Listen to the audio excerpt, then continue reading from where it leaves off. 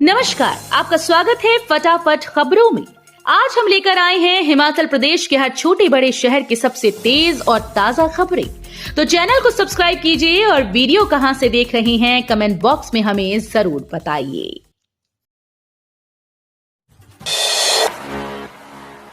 चौपाल के कुप्पी में सीएम सुक्खू बोले, बेईमानों का कभी साथ नहीं देती देवभूमि की जनता। मुख्यमंत्री ठाकुर सुखविंदर सिंह सुक्खू ने कहा कि देवभूमि हिमाचल की जनता बागियों का कभी साथ नहीं देती।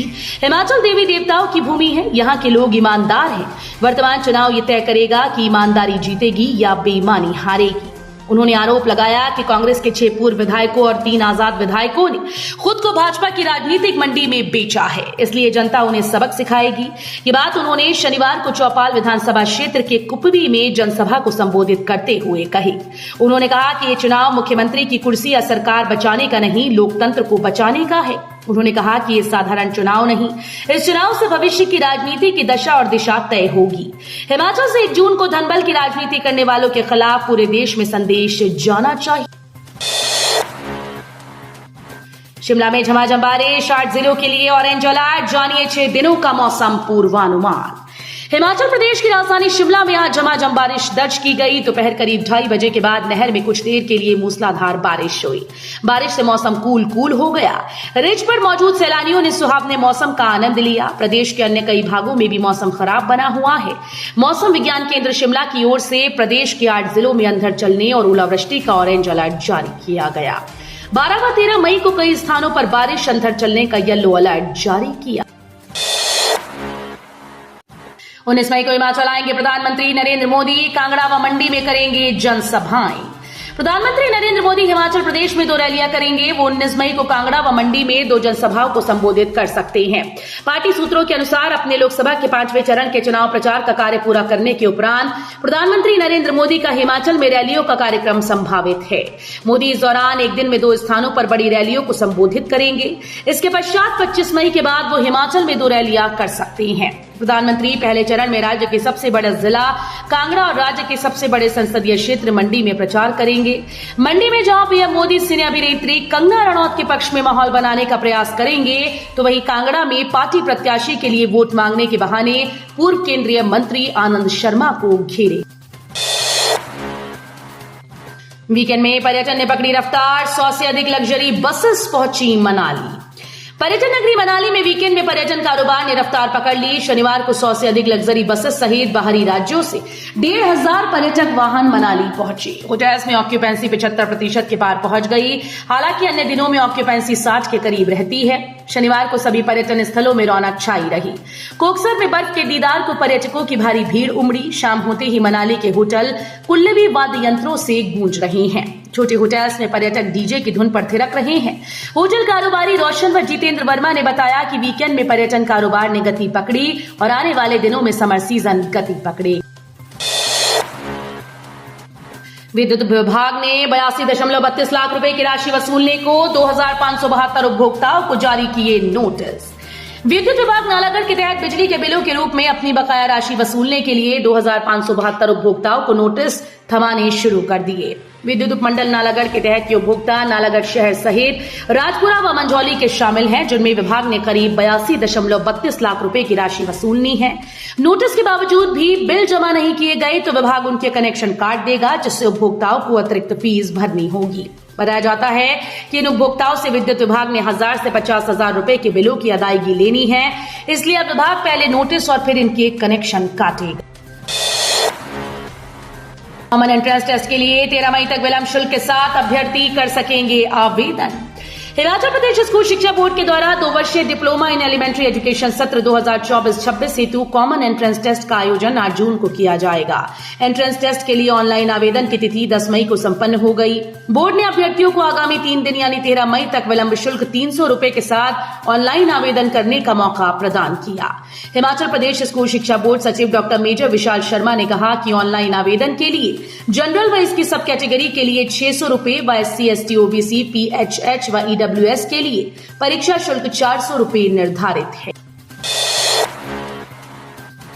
मुख्य न्यायाधीश बोले, न्यायिक व्यवस्था के लिए सुदृढ़ ढांचा विकसित करने पर विशेष ध्यान।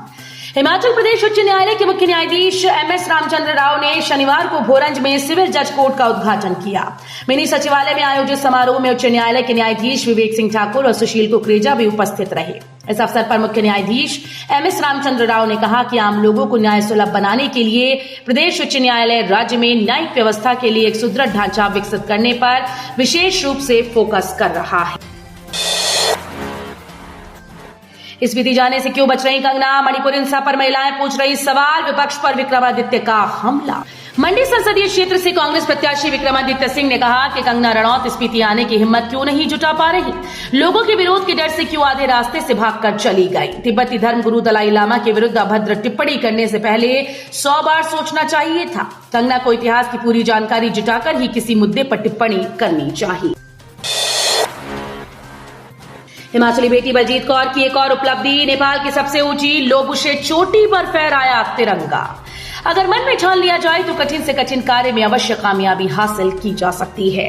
कुछ ऐसा ही हिमाचल प्रदेश के जिला सोलन की बेटी पर्वतारोही बलजीत कौर ने कर दिखाया। बलजीत कौर ने नेपाल की सबसे ऊंची चोटी माउंट लोबुशे ईस्ट पर तिरंगा फहराकर एक और उपलब्धि अपने नाम की। इसकी जानकारी स्वयं बलजीत कौर ने अपने सोशल मीडिया पेज पर एक पोस्ट शेयर कर दी। उन्होंने लिखा कि आप सभी की दुआओं और प्यार से मैंने ये चोटी फतह की। बद्दी की फार्मा फैक्ट्री से 5 राज्यों में चल रहा था नशीली दवाओं का नेटवर्क, 7 गिरफ्तार।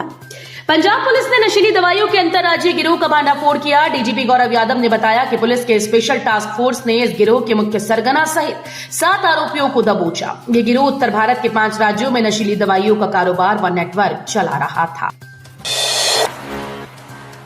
5वीं बार 5 लाख वोटों से जीतेंगे अनुराग। नेता प्रतिपक्ष जयराम ठाकुर ने हमीरपुर में भाजपा प्रत्याशी अनुराग ठाकुर के समर्थन में आयोजित आशीर्वाद यात्रा और जनसभा में भाग लिया। जनसभा को संबोधित करते हुए उन्होंने कहा कि इस जनसभा में उमड़ी संख्या देखकर ही 4 परिणाम का अंदाजा आसानी से लगाया जा सकता है। इस बार अनुराग ठाकुर इतिहास को दोहराते हुए 5 लाख से भी ज्यादा वोटों से जीतकर दिल्ली जाएंगे और प्रधानमंत्री नरेंद्र मोदी की सरकार को मजबूती देंगे। दौलतपुर चौक की महिला हुई ठगी का शिकार, शातिर ने ऐसे लगाई हजारों रुपए की चपत। दौलतपुर चौक में ठगी का एक मामला सामने आया जिसमें शातिर द्वारा महिला को 80,000 रुपए की चपत लगाई गई। मिली जानकारी के मुताबिक महिला को एक अनजान नंबर से फोन आया। फोन करने वाले शख्स ने उसे बताया कि उसका भाई जो कि इंग्लैंड में रहता है उसे पुलिस ने पकड़ लिया और उसे छुड़ाने के लिए पैसे चाहिए। चिंतित महिला शातिर के झांसे में आ गई और 3 ट्रांजैक्शन में लगभग 80,000 रुपए ट्रांसफर कर दिए। सोलन पुलिस ने कुल्लू के आनी में पकड़ी 5 करोड़ की चरस, एक आरोपी गिरफ्तार। सोलन पुलिस ने कुल्लू के आनी क्षेत्र में 37 किलो हाई क्वालिटी चरस बरामद की। इसकी राष्ट्रीय बाजार में करीब 5 करोड़ की कीमत बताई जा रही है।